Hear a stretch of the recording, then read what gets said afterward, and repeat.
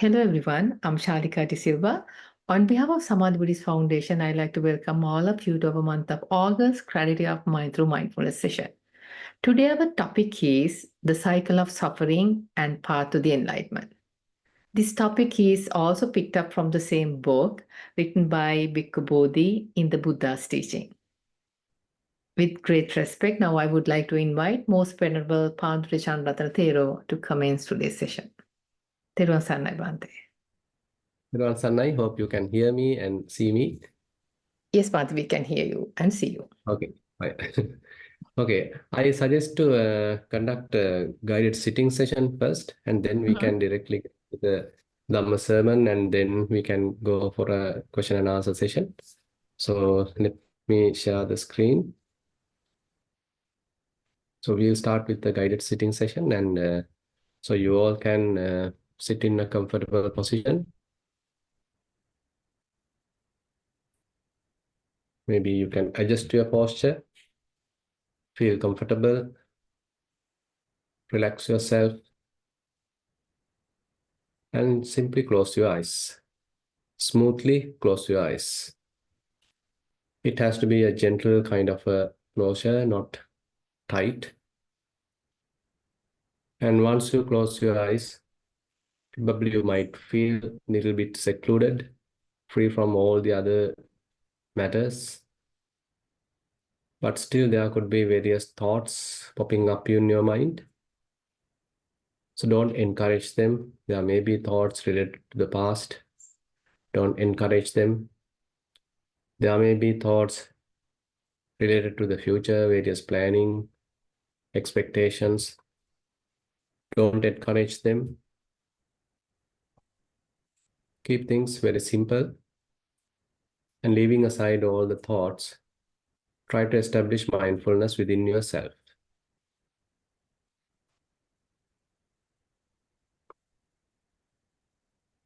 Take a deep breath, hold it for a while, slowly release.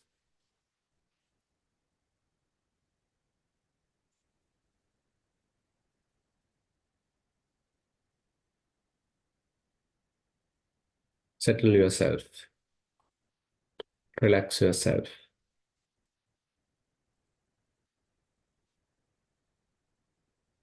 So once your awareness is fairly established within the body, probably you can recognize some subtle sensations.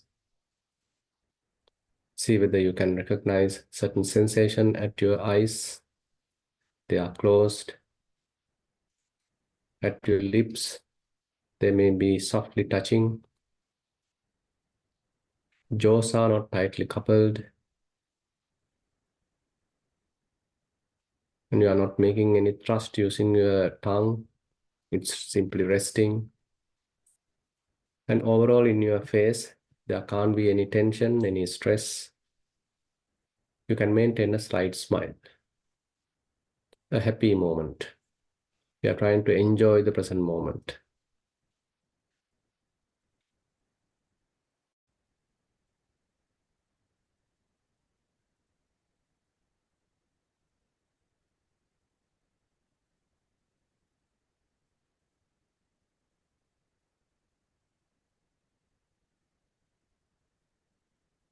And as we further establish mindfulness within the body, you can feel that head straight, neck straight, shoulders are relaxed, arms are resting. There is no any tension in your arms. There is no any tightness. And clothes are touching the body. You all are wearing clothes. See whether you feel it. At certain places, it may be a little tight. Certain other places, it's merely touching, rubbing. And certain parts are open. See whether you can recognize how clothes are touching the body.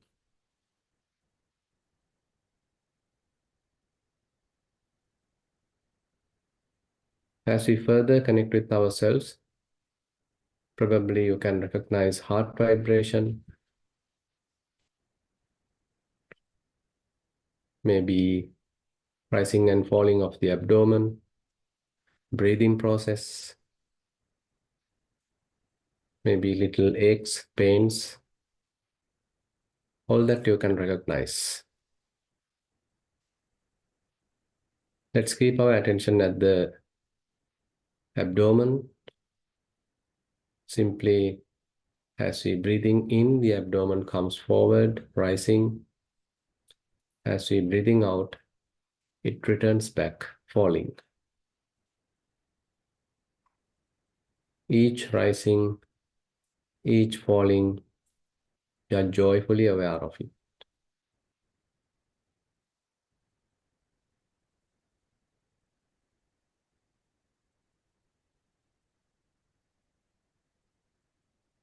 Again, take a deep breath, hold it for a while, slowly release.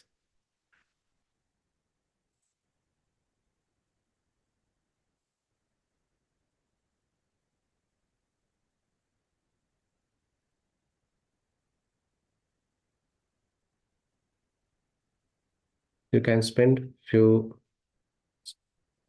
minutes in the rising and falling. Be aware of each rising, be aware of each falling, wholeheartedly, joyfully.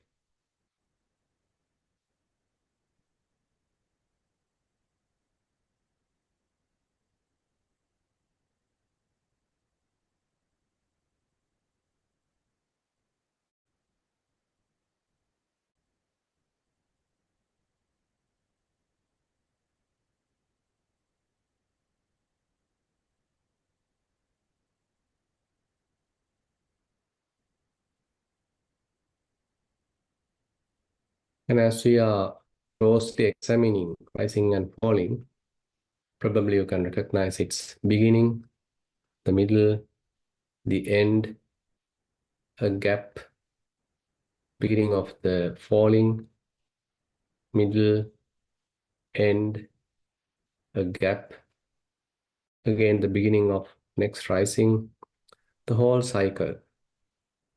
We are closely examining.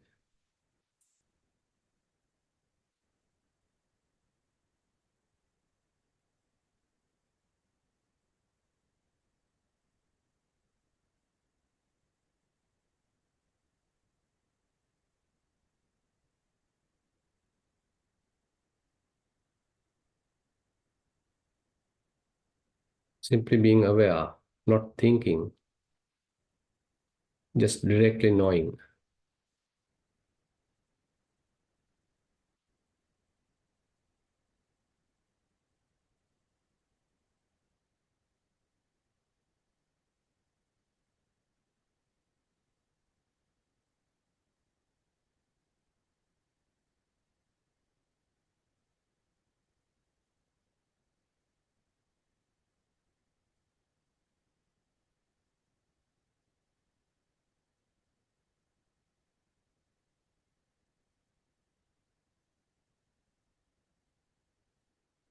And if you are confident that the mindfulness and clear comprehension is available, you can continue this same practice if you like, or if you want, you can switch to mindfulness of breathing, or if you are continuing with elements meditation, you can do so.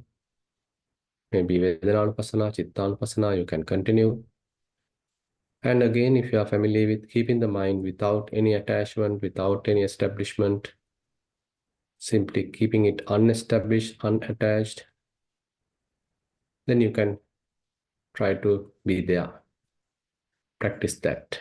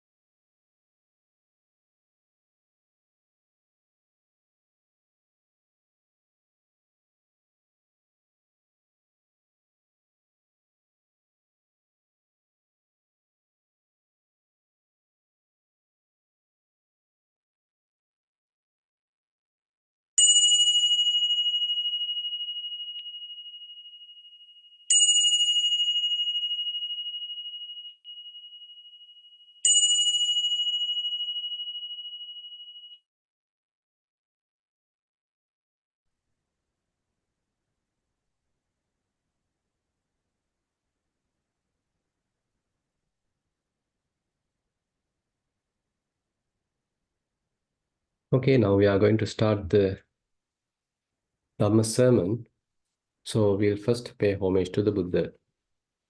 Namo tassa bhagavato arahato samma sambuddhassa.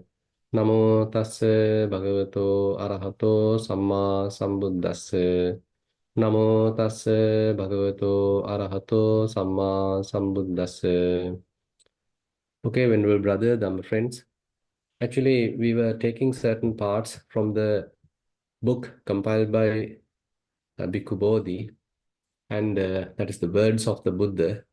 The interesting part of this book is actually Bhikkhu Bodhi has taken directly from the canon, from the Sutta Pitaka, and directly the fragments of the suttas are there.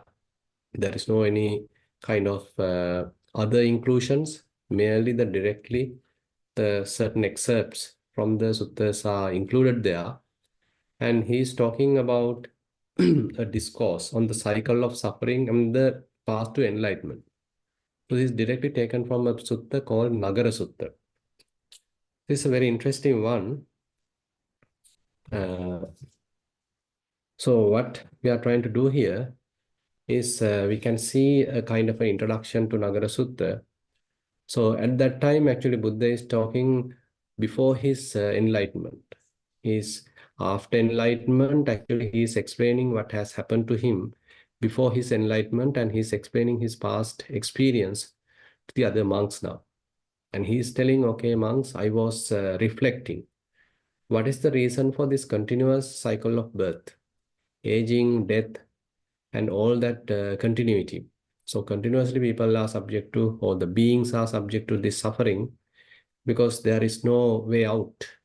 Continuously they are going through the aging, again getting to some suffering, again various diseases, going through the death, again coming back, again going through the rebirth, again aging, again suffering, again diseases, again death. So it's a kind of a continuous suffering that the beings are going through. And so what is the sort of escape from this? So what is the solution for this? And before he become enlightenment, going through the enlightenment, so he was thinking like that. He was reflecting like that. He is in search of a solution. So he's explaining this to the monks while now he is in the Savatthi as the Buddha.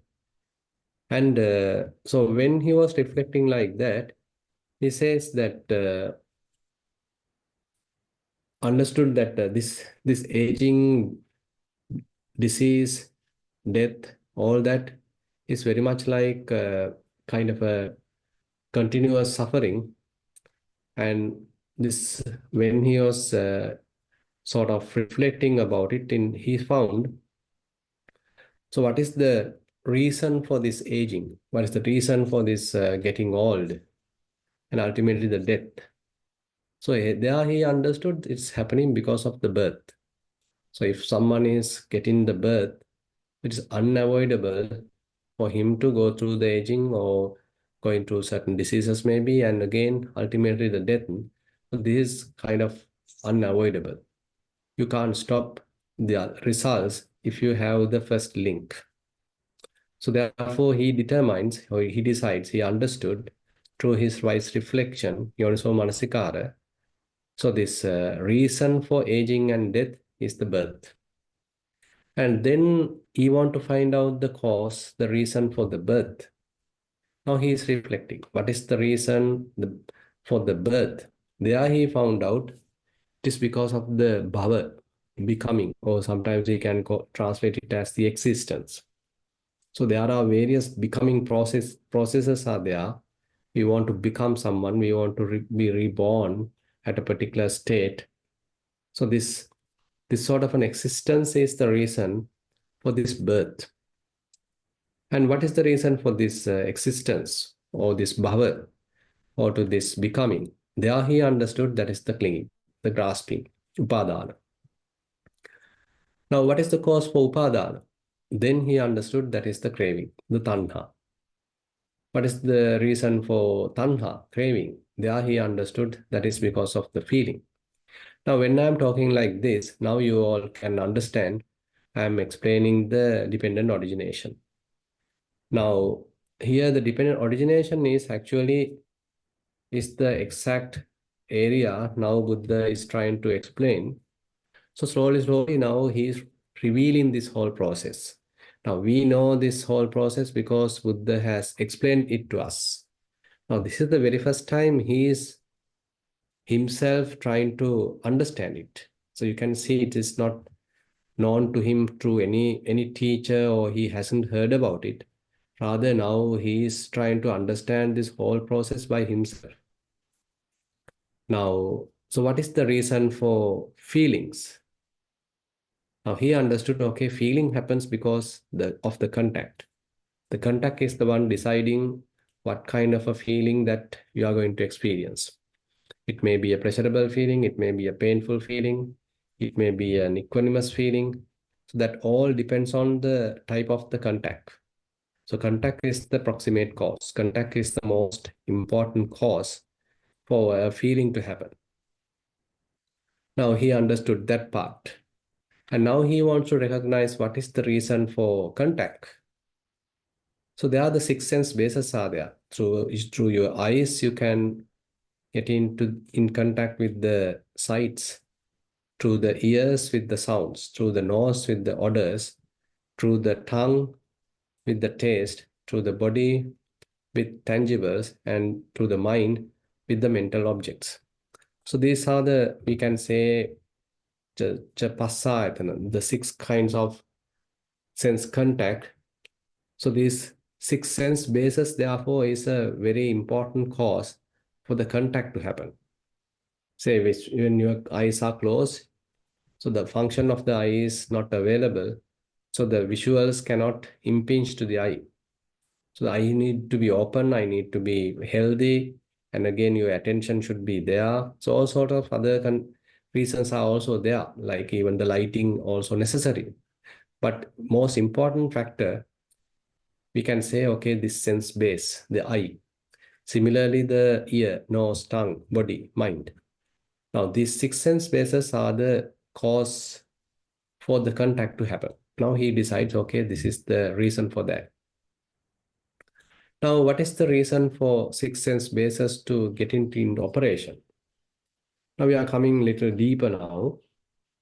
So now we are coming to the subtle levels, subtle factors, and six sense bases come into operation when mind gives some sort of a trigger. And this mind triggering happens because of name and form, nama rupa. And these are some subtle areas actually now we are getting to.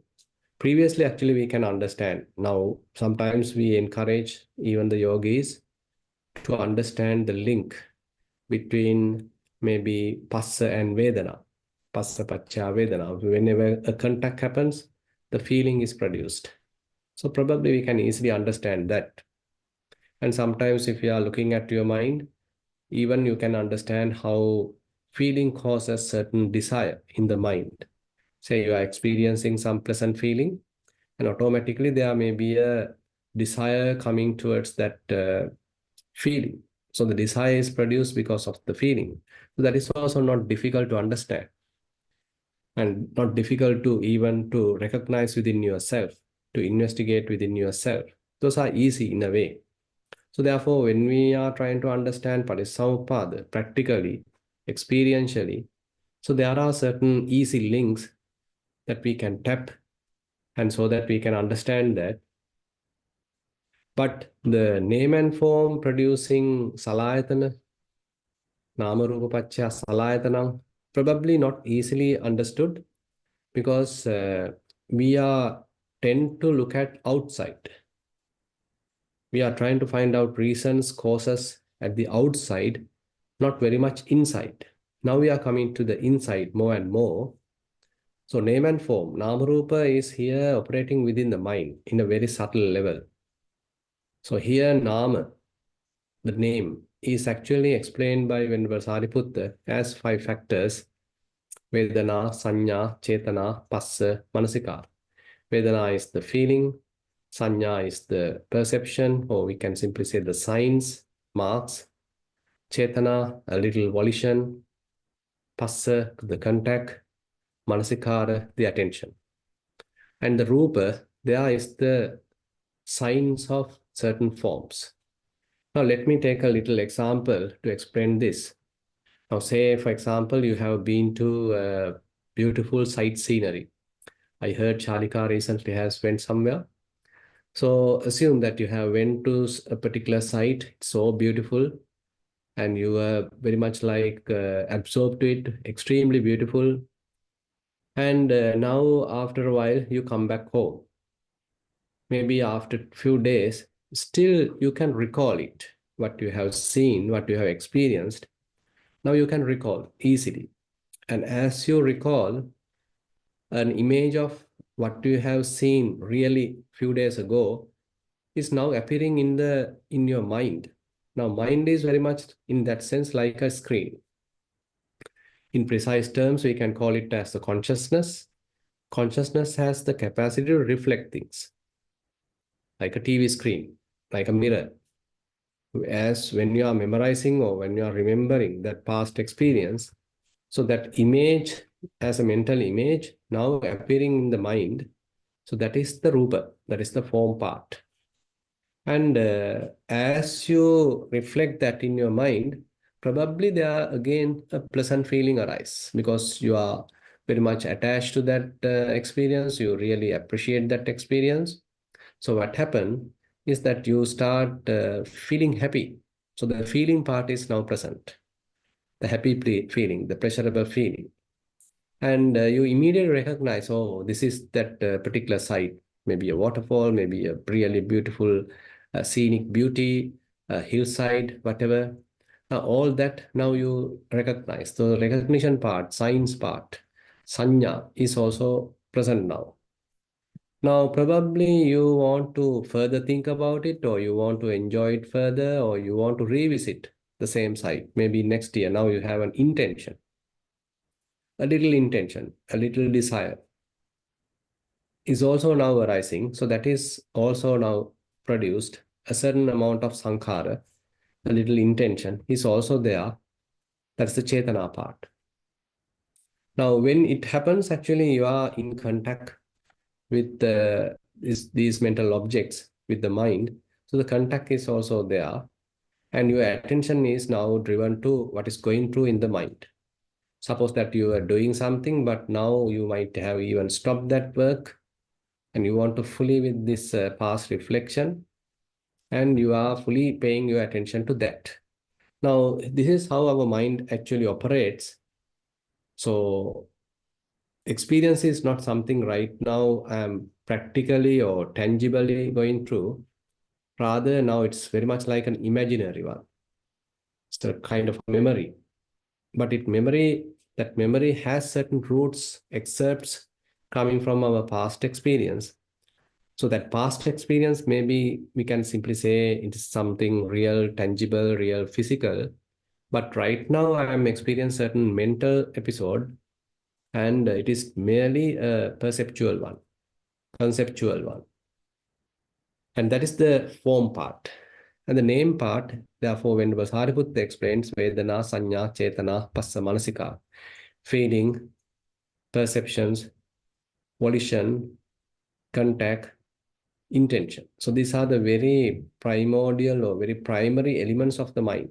So mental factors. Now we are coming to a very subtle level. So before we react, before we come into certain activity through our senses, some gross activity through our senses, we are going through this mental little reaction within our mind. And this reaction, this whatever mental image, this impression is actually reflected within our consciousness. Now let's see how Buddha uh, recognized that. Now once he come to the cause of sense basis as the name and form, now he want to find out what is the cause for name and form, nama rupa. What is the exact cause for name and form? What is its most conducive factor, cause? There he understood consciousness as the most important cause for name and form. Consciousness. So on consciousness, where the name and form get established. And therefore, consciousness is a must for this reflection process to happen. Now, consciousness, therefore, is the proximate cause for name and form. Now, he want to find out what is the cause for consciousness. There, he understood the cause for consciousness is name and form. Now, here we are coming to another interesting area. Consciousness and name and form are interdependent. Now, this is not sometimes familiar to us. What typically familiar to us is that the name and form is dependent on consciousness. Consciousness is dependent on sankhara, the mental formations. And then we maybe remember that mental formations, sankhara, are dependent on the avidya. So this is how we remember. But here in this Nagara Sutta, Buddha is very much like emphasizing this interlink between name and form and consciousness. Now we understood for name and form, the consciousness is the proximate cause. Now when Buddha reflecting what is the cause for consciousness, he again find out it is a name and form. So there he decides, okay, this name and form go and stuck at the consciousness level. It can't go beyond. Name and form is trapped in the consciousness or reflect in the consciousness. The consciousness get tangled with the name and form. Now there's a kind of a interplay between name and form and the consciousness. It's a kind of interlink between these two. And this is actually the crux. There he understand, okay, when this happens, there's a little interplay begins, little whirlpool begins. We start promoting it, we start further thinking, we start further adding, fabricating, and putting our own likes and dislikes. Now it is gathering the momentum. At one given moment, we can't simply sit now. I want to take an action now. Now that is the mental sort of momentum now developed, and that momentum triggers us, strengthens us, or motivates us to take some action. Now the sense bases are in operation. Maybe you want to get up, you want to see your past maybe album. Suppose that you have taken certain pictures of that past scenery and you want to look at them again, maybe further closely by going to a photo album or through your maybe at your computer screen or at your phone. You again want to go through it, or maybe you want to talk about it to someone else. You want to further appreciate what you have seen. And if you have went through some event, some incident, probably you want to take an action. So likewise, now you are struggling in a way. Now you are in full action. Six sense bases are in operation now. Now you can see before six sense bases come into the operation, so certain mental agony or little mental action, reaction is operating. That is the one actually triggering us to take a more gross level of action. Now, name and form and consciousness therefore have this interlink. Now, this is the most important part in this what you call the Patisaupada, the cycle of suffering. Now, cycle of suffering or Patisaupada, uh, we can see certain salient features there. And there Buddha mentioned the main principle, imasming sati idang hoti, imasuppada idang uppajjati. So that is the forward cycle. When this exists, this comes to be. With the arising of this arises. So, say for example, when birth exists, aging and death comes to be. With the arising of birth, aging and death arises. And say with the being, with the bhava, the birth arises, with exist, and with the arising of being, bhava, the birth arises. When clinging happens, when upadana happens, when grasping happens, then the becoming, the bhava also happens. With the arising of upadana, the bhava, the birth, and all that going to happen. So you can see it's a kind of a forward cycle where Buddha give a kind of a principle, kind of a little formula here. Imasming sati idang hoti, imasu pada idang uppajjati. When this exists, this comes to be. With the arising of this arises. Now, this is the important principle, the noble principle that we all have to understand. Now, knowing merely the names of the links is not the important thing. The most important thing is this little principle, the very crucial principle that we need to be remembered. And all the factors, the dependent factors, are merely satisfying this principle. This is very much like a rule. So this particular rule is being satisfied by any two links. Say, for example, contact and feelings. When contact is present, exist, then the feeling going to be present. With the arising of contact, feeling arises. Say, with the availability of feelings, craving can happen. With the arising of feelings, craving arises. So likewise, any of these links are satisfying this little formula.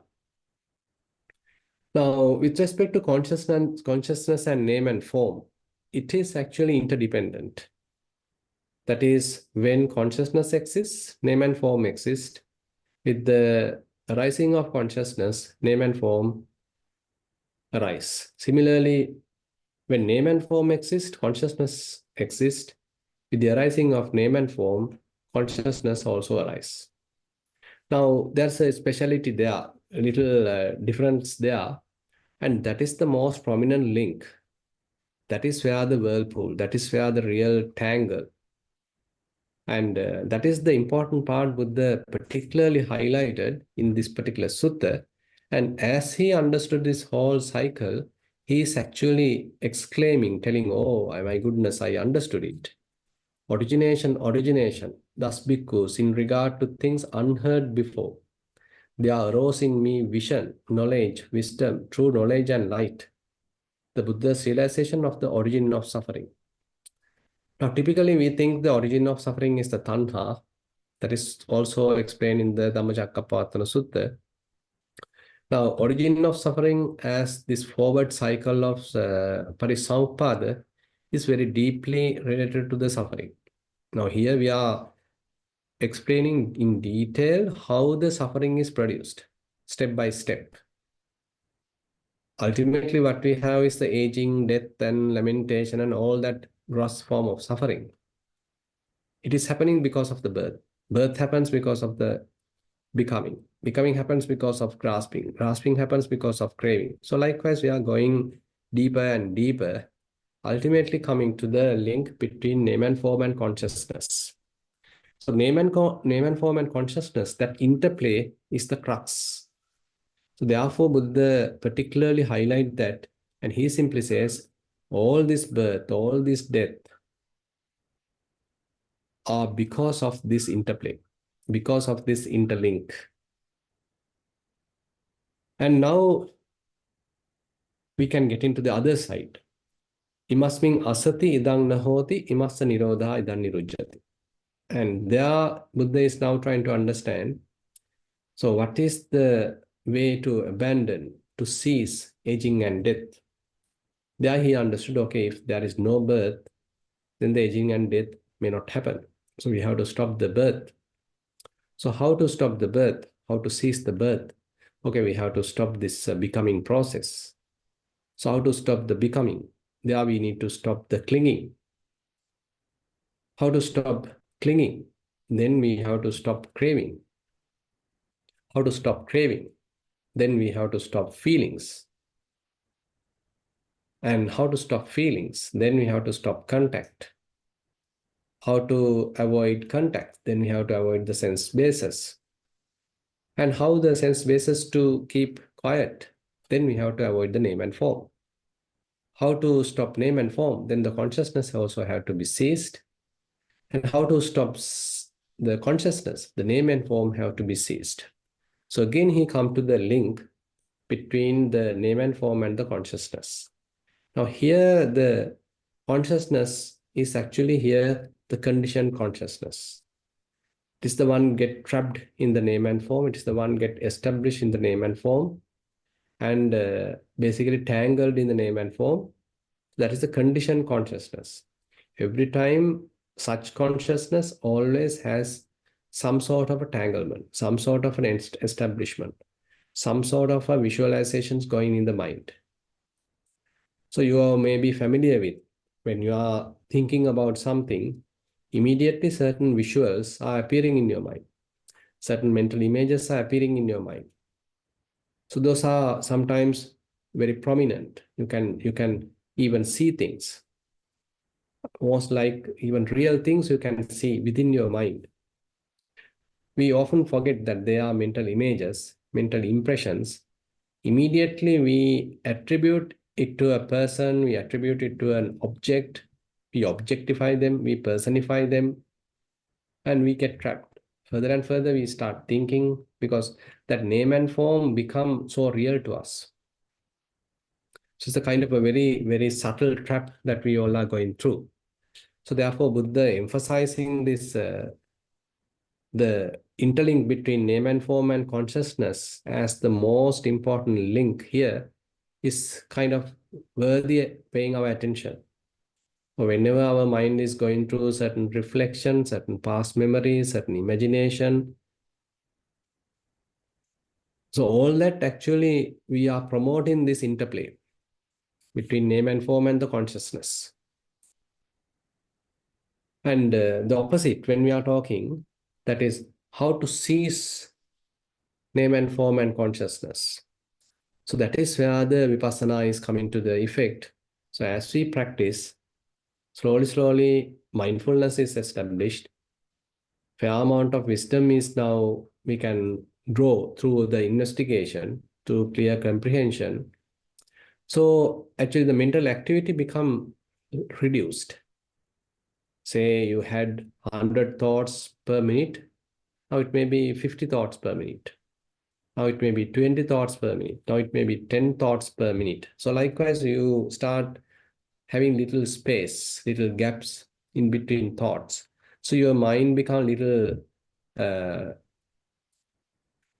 lighter, more clearer, and you can recognize them as merely thoughts. Previously, continuous thinking was there, and you have become a person and thinking. I am thinking. So this is how we interpret. But now, rather than I am thinking, you can see the mind is going through thoughts.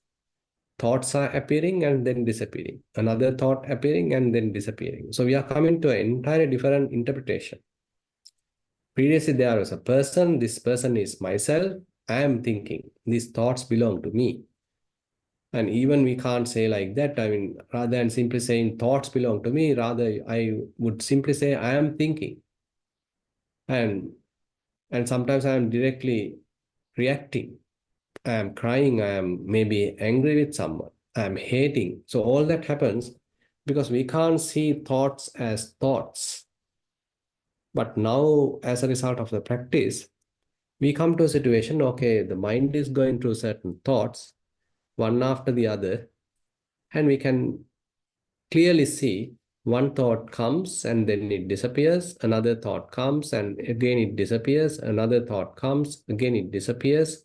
So one after the other, how this mental reaction, mental chain happens, you can slowly understand. The more clearly you see, you are free from the tanglement. You are free from the confusion. You are free from the proliferation. You are free from obsessive thinking. Now the whole puzzle starts, dissolved, solved, and your mind become more and more clearer. Clarity of mind arise, as our program name suggests. The clarity of mind is now established because you are free from thinking. Now, when we are going through the same process, actually, what happens to the mental images, the name and form in other sense, the sanya part, that also become clearer and clearer, lighter and lighter. Previously, mind is fully crowded with so much of mental images, but now mental images are become more blurred or almost like disappeared. So the mind don't feel burdened. The clarity of mind arises because the stains are not there. mental images are not there. Mind is not crowded. Instead, the environment of the mind become very much like simplified. It's become more clearer. And now you can see through. Maybe one mental image appear and it disappear. Then kind of a blank available. Again, another mental image appear, it disappear. Again, a blank available. Now you can see the kind of holes in between these little images. Now these images are now merely images. Previously, they are not images. They are so and so. This is an object. This is a person. This is my mother. This is my father. This is the waterfall. This is the mountain. So we attribute a name to it, an object to it, a person to it. We complicate the whole thing. We get deluded. We ignore it and react. Now the practice helps us to completely dissolve this whole puzzle, tangle, and probably you may be able to have a mind which is free from all that. Now Buddha, after going through this reverse cycle, understanding what is the reason for aging and death, as the birth, when there is no birth, there can't be aging and death. And with the cessation of birth comes the cessation of aging and death. So likewise, so he understood the reversing part. Ultimately, he was quite happy. Okay, I have understood the cessation part. So the cessation part is the most important. Actually, there he understood, okay, I have found the enlightenment. Previously, I was tangled, confused, going through this aging and death, this whole rebirth cycle. But thoroughly understanding the interplay between consciousness and name and form, I was able to dissolve the whole thing, to be free from the tanglement. And now mind remains very clear, no defilements, no stains, completely kind of transparent. Sometimes it's mentioned as now the consciousness is not established. The previous conditioned consciousness is completely ceased. Vijnana Nirodha. The previous conditioned, trapped, deluded consciousness is no more. What currently one is experiencing is, we can say, very much like a type of pure consciousness. You are fully aware. It is not that you become dead or completely unconscious. You are still conscious, but it's a type of pure consciousness. And it is an unestablished consciousness. It's not established on a particular object. And there is no any kind of man, woman, this and that, all those different conceptual objects, conceptual names are all very much like erased from the mind. So mind is experiencing this complete clarity. So there Buddha say, okay, now I understood the path to enlightenment. So can I continue this sort of situation? Can I maintain this clarity of mind? Can I maintain this vision, the understanding, instead of ignorance? Now, when he going through that, when he understood, okay, this is the path, now he is again exclaiming, okay, the cessation, this cessation I have understood. Nirodha, Nirodha, the cessation I have understood. Now he know the Samudaya, he know the Nirodha, the path to enlightenment. So he became the Buddha. And basically, later actually he explains to the monks, okay, this is the dependent origination. So knowing dependent origination literally is also important, but practically knowing it, experiencing how it is operating within our mind is very, very important. And therefore, sometimes it is emphasized, if one becomes a noble person, it is a must to know this dependent origination. This particular link, that principle, imasming sati idang hoti, imasuppada idang uppajjati, imasming asati idang hoti, imasa nirodha idang nirujjati. So that principle, not in the Pali terms, but through your own terms, how one conditions the other. So things are extremely dependent. There is nothing arising by itself spontaneously or all of a sudden. Every time for something to arise, there is a cause. So the whole Buddha's teaching is very much like centered upon this dependent origination. So therefore, sometimes it is mentioned that if one knows dependent origination, then he knows the Dhamma. If he knows the Dhamma, then he knows the dependent origination, as explained in the Mahahatti Padopama Sutta. So therefore, knowing dependent origination is very much important. Understanding it within our mind is very much important, and paying special attention to Vijnana Nama Rupa, that interlink, is also very, very important. And certain suttas are there, like in the Dvaitanupassana Sutta, Buddha say, if you are able to work on that area, that means name and form part or consciousness part, that interplay, then actually your defilements are easily worn out, because you are not going to a far link, rather you are very much at your very doorstep. You are working on the doorstep. But we need a very sharp attention to do that. We need very sharp mindfulness to do that. Because often what happens is, when name and form appear in the mind, because of its appearance, because of its uh, kind of deluded nature, we immediately attribute it to a person. We immediately attribute it to an object without knowing it merely as a mental impression, merely as a name and form. We take it to another level. We tend to take it. That is because of the delusion. And therefore, certain verses are there with the emphasize telling you need to cut off the craving for this name and form. Achejji tanhang idhanama rupe. So Buddha emphasize, okay, you need to cut off the craving for this name and form. Whenever name and form is reflected in the mind, you need to cut it off rather than being attracted to that, rather than being driven by that, rather than craving to that.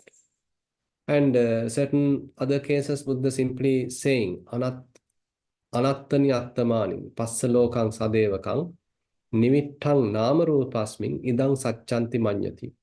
So he simply says, you see, these people, including the humans, including the celestial beings, so they are thinking of a self where there is no self.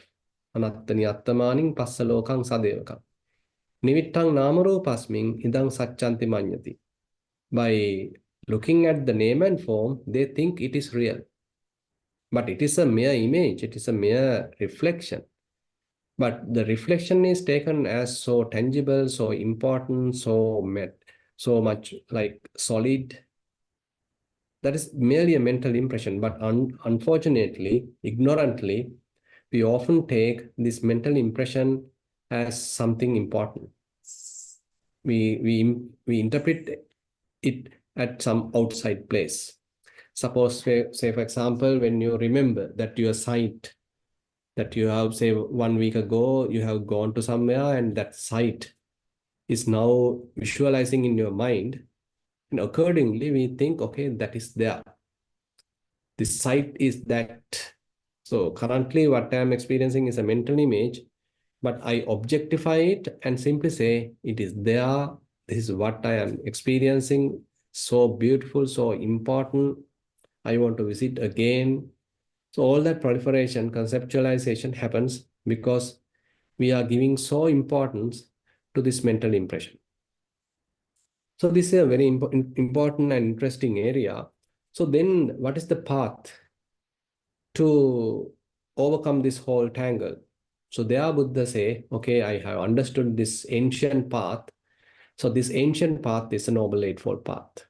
And very interesting, this in this Nagara Sutta, and he is giving a beautiful simile. He says, suppose that there is a man who was simply walking through the forest and he found an old footstep. And he simply wondered where this footstep is leading towards. So he is following the footsteps. And there he found an ancient city. It was really prosperous, and all the old mansions were there, all inhabitants were there, and it was so prosperous, but it was now abandoned. But he understood, okay, I have found the path. Now he came back and informed it to the king or to the ministers. Now they also now support. They also come there and they, remove all the dirt and they do some of kind of a cleaning. Now again, the city, this ancient kingdom, is re-established. Now many people are living there. It is again becoming more and more prosperous, so beautiful. Now many people start getting the benefit from this ancient city. Now it is no more an ancient, but it's a real city now. Similarly, Buddha mentioned, so I have found this ancient path, the Noble Eightfold Path, and I was able to arrive this Nibbana, the full enlightenment. And I have preached it to the others. I have explained it to the others. Now the path again available, not merely theoretically. Now people are practicing, they are attaining, they are experiencing, they are enjoying, they are getting free from the defilements, they are getting free from this samsaric cycle. Now the whole prosperous path is again available. So I have made it available now to you. It's very aesthetically also, Buddha is adding it, giving a very beautiful simile. So this is what actually the Nagara Sutta illustrates to us, and the Buddha's realization of suffering and the path to cessation. And it is actually encouraging to contemplate and apply the teachings through the Noble Eightfold Path. And therefore, his explanation, this holy life bhikkhus has become successful and prosperous, extended, popular, widespread, well proclaimed among devas and humans. So it is something that he, through his wisdom, through his endeavor, he has understood. Now, rather than keeping things to himself, he tried his best to explain it with simple terms, encouraging us also to understand it and to be free from all suffering. And that's a kind of an encouraging remark ultimately Buddha is making, asking us to come and see. So the Dhamma is, they are asking us to come and see. So with that note, I like to conclude today's Dhamma sermon. Now I like to open the session for questions. Yeah.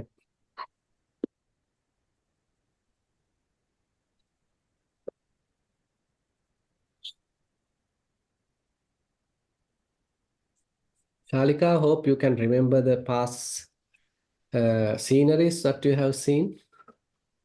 Exactly, Bhante. Yeah, I was actually thinking, like you said, that's a good example. You brought it up, and Yeah. yeah, okay. I think we have a question. Yeah. Yeah, Dhananjay, please go ahead and present your question. Thero and Bante, much Yeah. merits. I have you can hear me? Yes, yes. Right. I was a little confused, Bante, regarding the Panchaskandha. Mm-hmm. The way I understood was Rupa, Vedana, Sanya, Sankara, Vijnana. You put a simile to Sankara as Chetana. Mm-hmm. Is it correct to understand like that, Bante? Much merits. Actually, within the Sankhara, the formations, actually Chetana is the most prominent factor. Actually, in the Abhidharma, Sankhara is elaborated into 52 mental formations, mental factors. Among them, the Chetana is the most important governing factor. So therefore, sometimes often when Buddha is explaining Sankhara, Chetana is taking as the most prominent part. So no harm. I mean, taking it Chetana as the most important factor is quite acceptable. But it is not only Chetana, but say you when we have Chetana, say mind become lustful, mind become angry, mind become greedy, maybe jealous, maybe with filled with loving kindness. All are coming under the mental formations. All the thoughts, all mental that activities are coming under the mental formations. Now we can see in the other way, we can simply say feelings part taken out directly as the feelings. The recognition part, the signs recognitions, perceptions, mental images. So those are taken as the perceptions part, sanya kanda. Everything else taken as the sankhara kanda.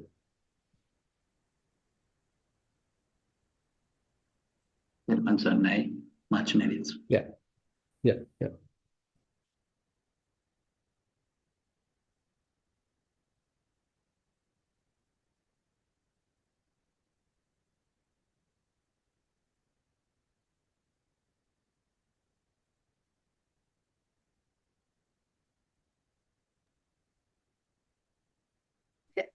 I have actually just like a kind of a clarification. Here in, excuse me, here in this sutra, basically, it's mostly like it's talk about the how the consciousness has a relationship with the name and forms, right? So basically, Right. those are like a mental images. Mhm. So that is how it goes in the cycle. Yeah. And when I was when you're just talking about, like, as an example, like, you see like a beautiful scenery, and at that moment, it's not that you have the craving to it. You just it's the serenity. You just enjoy that moment. And Mhm. it's not that you have no intention of, I want to see that again, but you just enjoy the moment, just you make you so calm and happy. And it's not like something that you want to have. Mhm. So how do you explain that in such Mhm. situation? It's not something that you want to go and see again or something. It's less basically you enjoying the moment. Mhm. So that is where actually the practice is leading on a way. Now, say for example, now when Buddha is talking to Bahir, okay, ditte ditta mattam, sute sutta mattam, mute mutta mattam, vinyate vinyata mattam. So whenever our senses are operating, it is also producing certain mental impressions. Say you see something, and what you see can make a mental impression in the mind. Typically what happens is immediately we recognize it, we attribute it to a person, to an object, and I want to go towards that object, I want to shake hand with that person. So all that is actually triggering. That is where I get tangled. Rather, how about seeing but still not proliferating? Seeing and merely keeping it to the seeing. Even though seeing happens, mind does not want to get involved with that. It doesn't have a strong mental impression. Rather, seeing happens. The mind's clarity is intact. So the Vipassana is taking us towards that. So you are able to more and more maintain the clarity of the mind. The clarity of the mind is retained, even though you see things, even though you hear things, even though you smell, taste, touch things. The clarity of mind is not damaged. Clarity of mind is not interrupted. You are able to maintain that clarity of mind. That's why the advice to the Bahir. So you got to keep your mind intact. You got to keep your mind in that clear, wise state where there is no attachment, no grasping, no tension. It's empty and it is not tangled. It is powered by the wisdom, so that whatever you see, hear, smell, taste, touch does not interrupt the mind. The clarity of the mind, the tranquility of the mind is maintained irrespective of the sense impingements. Suppose there is a memory coming, as you said, a little mental image appear, it appear and then disappear. We don't want to get involved with that, so that the mind's seclusion is maintained. Therefore, it is not that we are trying to prohibit remembering, we are not trying to prohibit any kind of planning. Under your supervision, these things can happen, but we should have the capacity to come back to the clarity, should have the capacity to come back to this transparent kind of mindset where it is not no more thinking, it is not proliferating. Again, it is silent, maintaining its inner silence. So this inner silence is where ultimately probably we can say tangibly you are experiencing, because the formations are not there, mental formations are not there, fabrications are not there, conceptualizations are not there, and you are still very clear. You are still fully alive, fully aware, fully conscious, but no tanglements. Mind is not thinking, proliferating, imagining, but fully living. So to answer Shalika's question, therefore, as you said, even though you see, how about maintaining a mind free of thinking? Suppose you visit the sightseeing and sights are so beautiful, you may be observing it at distant, keeping the mind clear, not putting your own likes and dislikes, your imaginations onto the picture. How about merely experiencing it? So something like that here Buddha is talking. So how about enjoying but without being tangled? How about enjoying without being completely craving for that? Say, for example, now there's an interesting verse explained in the say, how to say, in the Sona Sutta, Anguttara Nikaya Chakka Nipata. There, Venerable Sona, he's saying,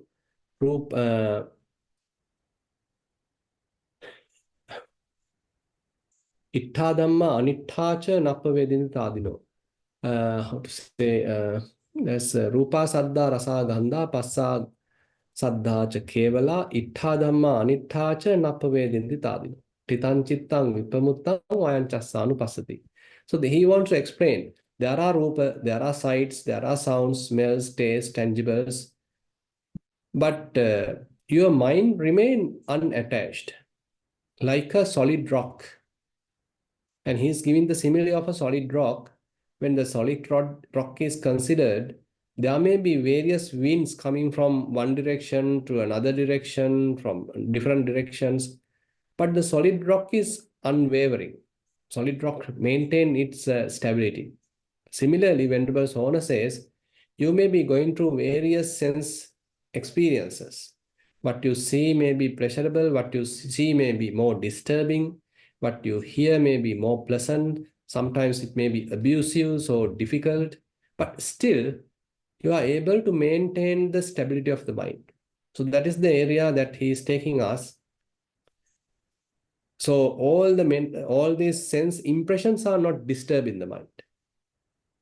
Your eyes are open, it can see, but it does not penetrate the mind. It does not disturb the mind. So the tranquility is so profound. Understanding is so profound. So the stability of the mind is not broken. So that is the kind of strength that one has to develop. Yeah, actually, Bhante, that is what I, trying to explain to you as well. Like basically, when you see something, you just enjoy that beauty and without even thinking, oh, I think it should be another waterfall here or something like that. I'm just like trying to just give an, just a same example since you brought it up. Basically, Yeah. like enjoying it as it is, without you adding anything, it's just basically your mind is tranquil and just be that in that moment, So, and after that, you have no, like a desire, oh, I should go that place again or anything like that. You just leave it there. But, Correct. that is something because that feeling is very calm and it's, as I said, the mind is tranquil. There's no attachment and like thinking about it. It's just I think like, my understanding, even Arahant, right? They feel like they see the beauty. They see that it's the only difference is they stop, rather we doing the proliferation, they stop Correct. seeing from there, from that point. Exactly. Actually, as you said, there's an interesting statement, a verse in the Maha Kassapa Theragatha. There he says that he liked to see the fireflies at night at a very beautifully. They are simply flying in this rocky area, and I like to see it. So he is the foremost arahant actually. He became enlightened within 7 days. Now, as the arahant, he's very strong arahant. I mean, he even sometimes criticized certain actions of Venerable Ananda, so a strict person. But he, in his Theragatha, he's saying, I like to see these fireflies. they, they are flying in this sky on this at night, so beautiful. So it is not that they become dumb or they can't enjoy the environment or the beauty. I feel they are the ones really enjoy. Yeah, that's true. They are not adding their any kind of person into the picture, any kind of self weave into the picture, and they are appreciating the beauty as beauty. So they have that capacity without attracted to it, still appreciating the beauty. That is what basically we have to develop. It's like it's maybe the sight, it may be the sound. It can be the negative as well. This is a positive, like something make you happy, and sometimes, sometimes something may be disturbing, You can just see Mm. it as it is and just let it go. Exactly. So that is actually further explained. Now they have the capacity to, maintain the mind the way they want. So they are in full control of their mind. Say if it is a beautiful thing, if they want to see it, the repulsive side, still they can see. If they want to see beautiful thing as beautiful, still they can see. Maintain. If they want to see maintain kind of a neutral mere mindfulness, still they can do. So likewise, so their perception is under their control, very much like. It is not the outside objects and their old habits deciding the state of the mind. Rather, it is depending on their wish now. Everything has become fully controlled. Thank you very much, Bhante. Thank you very much for the Yeah. explanation. I think there's another question. Ashini, please go ahead and present your question. Thero Swami Nuhansa. Swami Yeah. Nuhansa, when doing the practice, I came across a situation like this. That is, when I do the practice, I gradually build up to a certain level of clarity in mind, and then again I fall down to the same previous position. I don't know the reason why. Several times this happened. And could you Hmm. please give me an advice for this? Yeah. So that's why, I mean, our defilement power is so strong. So even though we have an insight, okay, I have to maintain like this, and I mean, all of a sudden, accidentally, we have that insight, but still we are unable to maintain it. So the hindrances are so powerful. Again, it will take us back to the deluded state. So the practice again and again help us to maintain that awakened state, the realized state for a longer time. What happens at the beginning is kind of an accident. Accidentally, it happens. It happens as an insight. But it's in that insight has to be further grown, further expanded through the practice. Then maybe at another time, we are able to maintain that insight, maintain that clarity of the mind, untangled mind for a longer period.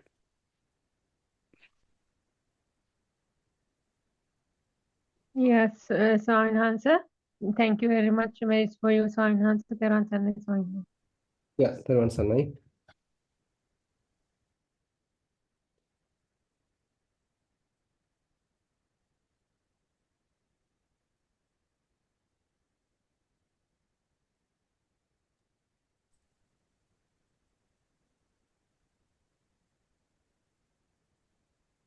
Lalika, I think there are no more questions. Probably you can Yes, wind up Bhante. the session.